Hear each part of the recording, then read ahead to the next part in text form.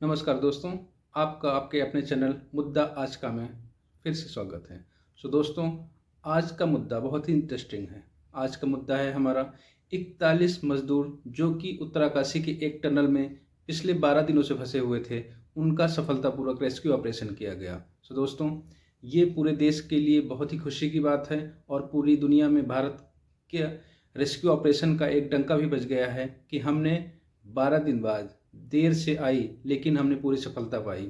सभी 41 मजदूर टनल से आज शाम 7 बजे बाहर आ गए हैं। सभी मजदूरों का बेसिक स्वास्थ्य परीक्षण किया गया। सभी स्वस्थ और मानसिक रूप से तनाव मुक्त हैं।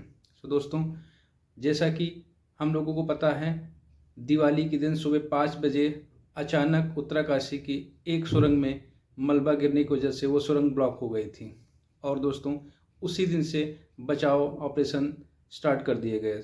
हम इसमें केंद्र सरकार और उत्तराखंड सरकार को बधाई देना चाहेंगे।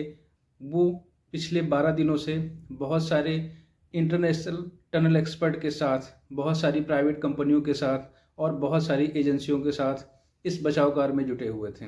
हम दोस्तों अगर बात करें तो इसमें national disaster management, Indian air force, Indian army, L&T, other construction private companies और बहुत सारे एक्सपर्ट ऑस्ट्रेलिया से, अमेरिका से बहुत सारे एक्सपर्ट इस काम में लगे हुए थे और इसकी मॉनिटरिंग एनडीएमए यानी नेशनल डिजास्टर मैनेजमेंट कर रही थी। इस घटना पे हमारे प्राइम मिनिस्टर मोदी और उत्तराखंड के सीएम श्री पुष्कर धामी भी डायरेक्ट मॉनिटरिंग कर रहे थे। हम लोगों को जैसे पता है, पुष्कर सिंह धामी 4 से 5 बार इस घटना स्थल का दौरा कर चुके हैं। उन्होंने कई राउंड में मजदूरों से बात की और उनके स्वास्थ्य की जानकारी ली और उन्हें धैर्य रखने के लिए प्रेरित किया।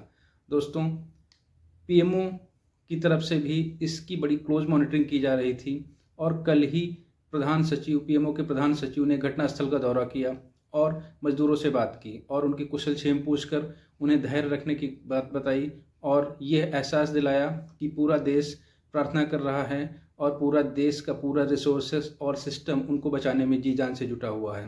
दोस्तों, आज ये मेहनत रंग लाई, देश की जनता की दुआएं रंग लाई और हमने 41 मजदूर जो कि उसमें पिछले 12 दिनों से फंसे हुए थे, वो सफलतापूर्वक बाहर आ गए। सभी लोगों को बधाई। अब दोस्तों, सिलसिलेवार हम ये बताते हैं कि आखिर घटनाक्रम क्या हुआ। दोस्तों, जैसा कि हमें पता है, हम यमुनोत्री से लेके बद्रीनाथ, केदारनाथ या 4 धाम यात्रा के लिए एक नया मार्ग बना रहे हैं। उसी मार्ग में ये एक उत्तराकाशी में एक टनल थी जिसका मलबा अचानक 12 नवंबर को, जिस दिन हम दिवाली मना रहे थे, उसकी सुबह अचानक मलबा उस सुरंग में आ गया और उस सुरंग में काम कर रहे 41 मजदूर उसमें फंस गए। दोस्तों, जब हमारी टीम और एक्सपर्ट ने इसको एनालिसिस किया तो उन्हें अंदाज़ा हो गया था कि बहुत ही मुश्किल घड़ी है, तो उन्होंने इसको कई स्टेप में और कई सारे ऑप्शन में बचाव कार्य करने की कोशिश की।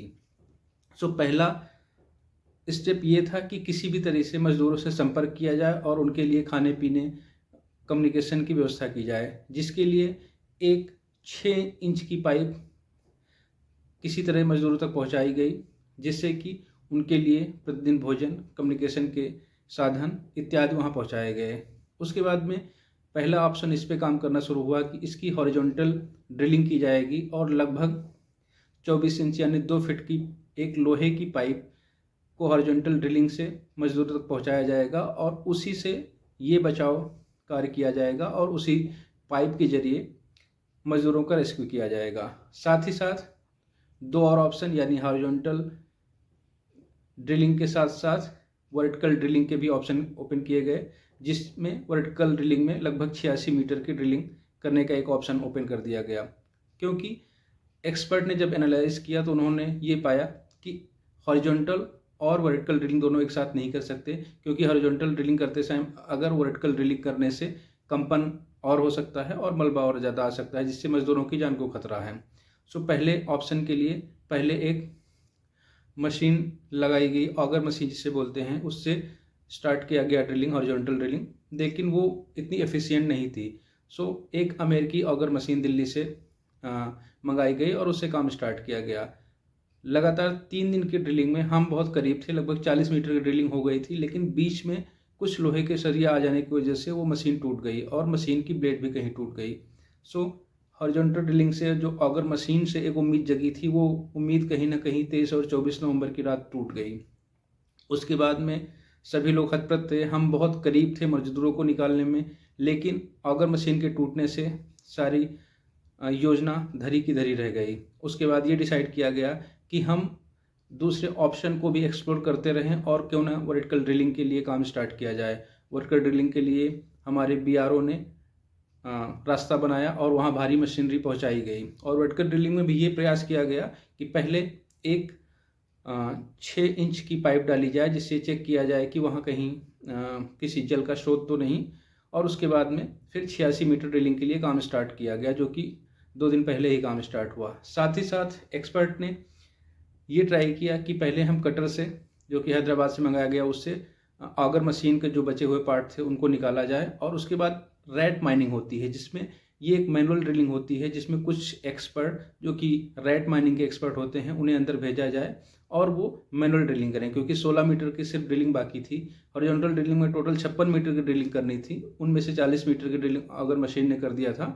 बचे हुए 16 मीटर को रैट माइनिंग यानी मैनुअल ड्रिलिंग के थ्रू काम करने का स्टार्ट किया गया। साथ ही साथ वर्टिकल ड्रिलिंग के ऑप्शन को भी बंद नहीं किया गया और साथ साथ वर्टिकल ड्रिलिंग भी स्टार्ट कर दी गई। सो दोस्तों, अभी तक लगभग 45 मीटर वर्टिकल ड्रिलिंग कर दी जा चुकी थी, लेकिन उसी बीच ये गुड न्यूज़ आ गई कि 16 मीटर की ड्रिलिंग हमारे जाबाज मजदूर भाइयों ने, जो कि रैट माइनिंग में एक्सपर्ट हैं, उन्होंने कंप्लीट कर लिया। लगभग आज 5 बजे ये सूचना आई कि सिर्फ 1 मीटर फासला और रह गया है हमारे फंसे हुए मजदूर भाइयों के बीच और हमारे मैनुअल ड्रिलिंग के बीच में। तो दोस्तों, लगभग 6:30 बजे आते आते हमारे जाबाज मजदूर भाइयों ने वो रैट ड्रिलिंग के थ्रू वो भी मुकाम हासिल कर दिया और वो मजदूरों तक पहुंच गए। उसके बाद में एक ट्रॉली के थ्रू सभी मजदूरों को एक एक करके निकाला गया। लगभग 40 मिनट की इस प्रोसेस में सभी 41 मजदूरों को बाहर किया गया, उनका बेसिक परीक्षण किया गया। पुष्कर सिंह धामी, जो कि उत्तराखंड के चीफ मिनिस्टर हैं, वो घटनास्थल पर मौजूद थे। उन्होंने सभी मजदूरों का हालचाल लिया, उनका स्वास्थ्य परीक्षण कराया और उसके बाद में सभी मजदूरों को उनके घर वालों से बात कराई। सभी मजदूर बहुत ही खुश हैं। सभी बचाव की टीमें, जितनी भी एजेंसियां लगी हुई थी, वो सभी बधाई की पात्र हैं। देश उनको नमन कर रहा है और इस कठिन और असंभव सा दिखने वाले रेस्क्यू ऑपरेशन को कंप्लीट करके भारत ने आज ये साबित कर दिया है कि वो न सिर्फ चांद पे पहुंच सकता है, बल्कि पहाड़ों के बीच में भी अपने लोगों को निकालने में सक्षम है। दोस्तों, हम एक बार और करना चाहते हैं कि बहुत सारी घटनाएं हुई, लेकिन जितना एक्टिव हमने इसमें उत्तराखंड के मुख्यमंत्री, उत्तराखंड की सरकार, भारत की सरकार, भारत की प्राइम मिनिस्टर ऑफिस को एक्टिव देखा है, शायद इसके पहले हमने कहीं नहीं देखा है। तो दोस्तों, हम कहीं ना कहीं ये कह नहीं रहे हैं, हम महसूस कर रहे हैं, हमको एहसास हो रहा है कि देश बदल रहा है। अब हम किसी भी देशवासी की जान बचाने के लिए, हमारी सरकार किसी भी हद तक जाने के लिए और कितना भी खर्चा करने के लिए तैयार हैं। तो दोस्तों, कहीं ना कहीं भारत बदल रहा है। अगर आप इन सब बातों पर सहमत हों तो कृपया हमारे चैनल को लाइक और वीडियो को लाइक करिएगा और चैनल को सब्सक्राइब जरूर करिएगा। सो दोस्तों, आज के लिए इतना है। जय हिंद, जय भारत।